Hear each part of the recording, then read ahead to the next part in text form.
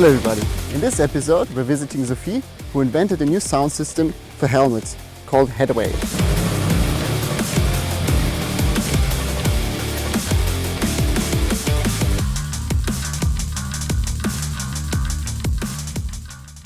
Hello Sophie, let me start by saying we're glad to have you here in the interview. You recently founded Headwave, the audio company. Can you tell me what Headwave is about? Yeah, Headwave is a sound system for motorcycle helmets. It's actually a very new technology. It uses the helmet itself as a resonating body.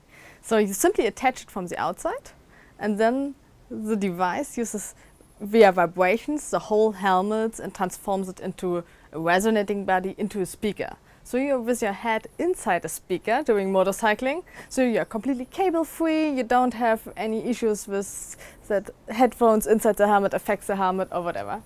And when did you get started with it, or when did you have the idea? Oh, the idea we had 3 years ago, actually, from now. We founded the company 1 year ago, at the beginning of 2015.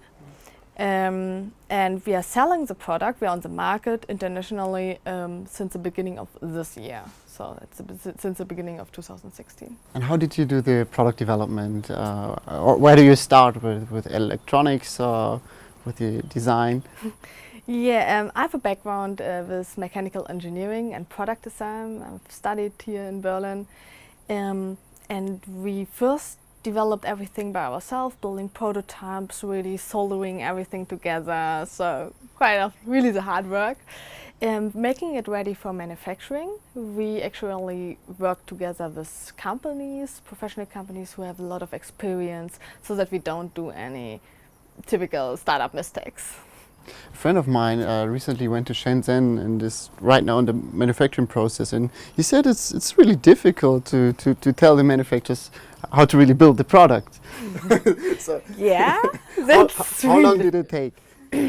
Yeah, we noticed this quite early. That can be a big issue. That's why we decided to manufacture in Germany. So our manufacturing company is quite in the near. So I can pass by any time and see how the guys are doing. So we are reducing the miscommunication issues a little bit. Okay, you just showed me this. How does it work actually? Like, let's say this is the helmet. That's the helmet, right? And this is the device. Mm-hmm.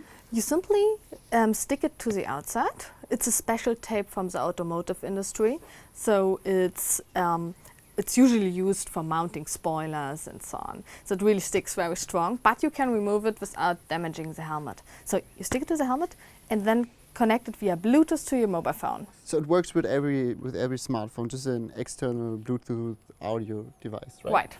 Especially for motorcycle rider, it's often interesting that it's not only working with your mobile phone, it also works with your navigation system. So you can give you the navigation instructions wireless simply. You don't have to look at the screen, you can just look it with your ears. So be like, please turn in 300 meters right, then you're doing. Does it work with every helmet, or are there some special? No, it works with every helmet. We actually designed it like this, that it's flexible, so you can bend it. So it has a special curvature, so it adjusts to any kind of helmets. Simply attach it, and it's ready to go. Okay, great. Just stay. And what about the online marketing and sales? Do you plan to sell it just by yourself directly to the customer, or do you plan to get listed on big bike stores? We currently sell it mainly with our online store. I mean, it's best for us, having the full margin and so on, and we have the closest contact to the customers. But we're getting more and more retailers now. We are also not selling only in Germany, we are selling in US, in Japan, Australia, Taiwan and so on. So we're getting more and more retailers there. We also currently about to close a big deal with a motorcycle accessory store in Germany. So let's see what's going on there. And how do you deliver these amounts of products? Do you have fulfillment services, or? We have a quite small team, but managing like 13 to 15 companies which are doing all the work for us. So they ship it to the one place, they pack it up, send it to the customer and so on. So how did you finance your first prototype? Yeah, I mean, the actual very first prototype I simply bought from my money and used existing products, soldering them new together and try to create something new. But to go on, to finance a real prototype, a real looking prototype, I need an investor. So especially in hardware businesses, you really need a lot of money to manufacture all the stuff. I was invited from the startup scene in Tokyo 2 years ago. Bystream brought me there because it's quite interesting, and I met my investor there. Yeah, and he actually connected me to the third co-founder, that's Toby, and he's from California, so we are quite international team. It's Tokyo, Berlin, California. Toby moved here to Berlin since 1.5 years or so we can working more closely together, but we are Skyping with our investor in Tokyo basically every day. Okay. And why did you start a startup and not decided to just have a normal work life like everyone else? I think I'm a bad employee. I think I simply don't fit into this environment. It was quite clear from the beginning that I will have my own business. The question was only what I'm doing. I started with a company which is doing web design, graphic design, things like that.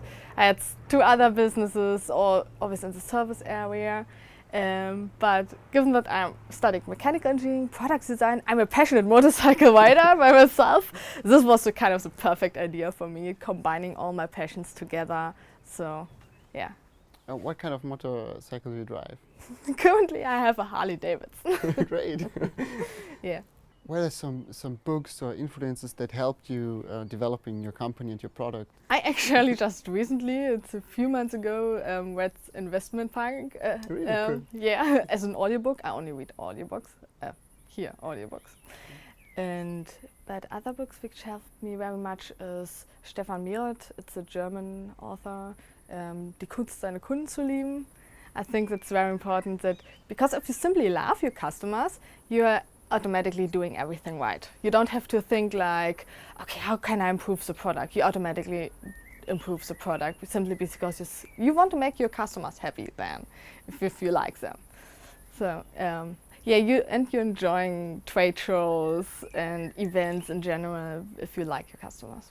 So it's not just about making a product to earn money, it's a passion because you're already writing. Right. And we can recommend to every entrepreneur to do something they really care about, because building the business is so much more fun if you love the guys you're doing this for. And how long does it take to start with the idea and to really have a first prototype? How long did it take? Yeah, for me it took 3 years with this. Oh no, with having the first prototype. No, the first prototype was the first step I made. So the first prototype I had kind of 3 years ago. Yeah, of course you have to validate if it's actually working, if it's possible to do the whole thing. The thing which took the most time, I think, was making it ready for manufacturing, making it really ready for mass production, like optimizing the whole process, going really into detail, make the process also idiot-proof, so that, because I mean they're simply employees, so they don't care about your product, and you should consider this always, so that they cannot mess up the whole product only because they simply doesn't care. You need to make easy workflows to Right. manufacture it. Right. What about the future? What do you think Headwave could be in 5 years? That's pretty interesting. I mean, we started with motorcyclists, making it ready for motorcyclists, because I'm a passionate motorcycle rider. I like motorcyclists, but I think we will go on building products for scooter riders, especially for the Asian Pacific room. It's a huge market. Yeah, there's a huge market, and they love music, and making a smaller device less expensive. And then it's also interesting for snowboard, for ski, for riders, horse riders, for construction workers, whoever needs a helmet. We can be the sound system for helmet wearers. Yeah. That sounds like a nice future. So I hope so. it's an awesome product that you are building there. I hope the people out there enjoyed it. And if you want to see more of Headwave, just check out the link in the description.